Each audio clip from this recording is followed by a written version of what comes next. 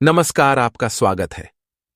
दोस्तों, एक समय की बात है, भगवान विष्णु और देवी लक्ष्मी क्षीरसागर में शेषनाग की शैया पर विश्राम कर रहे होते हैं।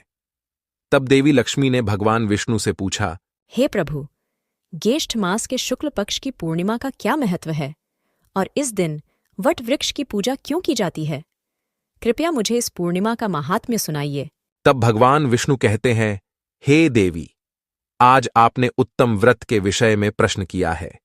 ज्येष्ठ मास के शुक्ल पक्ष की पूर्णिमा को वट सावित्री पूर्णिमा कहा जाता है। यह व्रत महिलाओं को सौभाग्य प्रदान करने वाला है। इस व्रत को करने वाली स्त्री सदा सुहागिन रहती है। इस विषय में सती सावित्री की प्राचीन कथा है, जो आज मैं तुम्हें सुनाने जा रहा हूं। जो भी पतिव्रता नारी इस कथा का श्रवण करती है, उसके पति की कभी अकाल मृत्यु नहीं होती है। वह सदा सुहागिन और सौभाग्यशाली रहती है। उसे उत्तम संतान सुख प्राप्त होता है। इसीलिए इस कथा को पूरा अवश्य सुनना चाहिए, आधा अधूरा नहीं सुनना चाहिए। देवी लक्ष्मी कहती है, हे प्रभु, कृपया आप मुझे वह कथा सुनाइए। आपके मुख से इस कथा को सुनना मेरा सौभाग्य है। मैं इस कथा को पूरा जरूर सुनूंगी। भगवान विष्णु कहते हैं, हे देवी, ठीक है, अब तुम इस कथा को ध्यान से सुनो।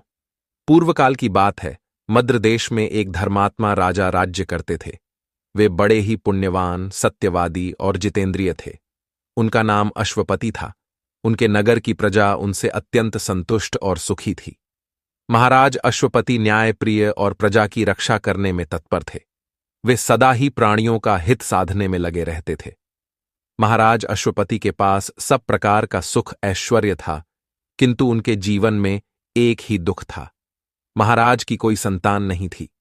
इसीलिए उन्होंने संतान प्राप्ति के लिए कठोर तपस्या आरंभ की।